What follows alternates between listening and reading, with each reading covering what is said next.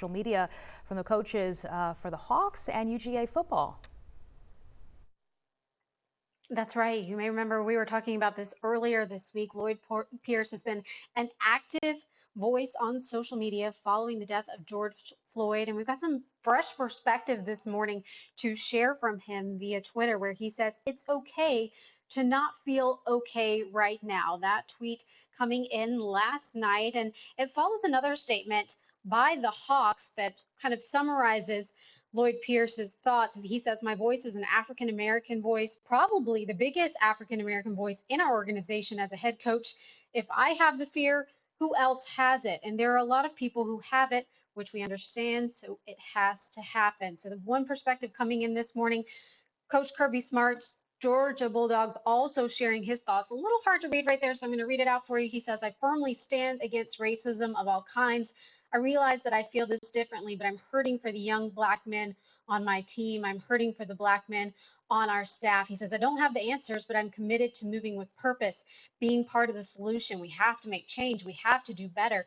And that was also echoed by secondary coach Charlton Warren. You can see right there, be part of the solution, that hashtag coming through. He says, my family deserves respect, love, and justice. So a lot circulating on social media. We're continuing to follow it all, but big voices right here, Fran, from the sports community in the wake of what we've seen this weekend. Yeah, Francesca, it's really good to hear. Thanks so much, Liza. I commend Coach Pierce. Oh, go ahead, Chesley. I was just saying that it's good to hear sports figures speak out, coaches. In times past, some of our big-time athletes have been criticized for not coming to the forefront. Obviously, they have a voice.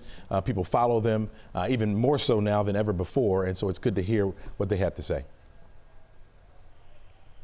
It is fantastic to hear what they have to say, and I commend Coach Pierce for speaking up, and specifically in a recent interview that he did about a day ago, he actually mentioned saying there's a lot of people who don't realize and they need to hear that black men and black people are living in fear. And I follow him on Instagram. I want you guys to go to his Instagram and look at a post that he put together. He said, I'm not okay. I live in fear constantly, and it's an appropriate fear that many people can't even grapple with. So I commend the Hawks organization giving him that platform. And he says, as a head coach, as a head black coach, he knew that he had to say something. And also keep in mind, I was just kind of perusing through online. Guys, look it up. 6 years ago, Kobe Bryant wearing an I Can't Breathe shirt as he was warming up for a game. And here we are 6 years later, I can't breathe. Yeah, still going on. Francesca, appreciate that. Yeah, and it's tough not to have a reaction when you see video like this.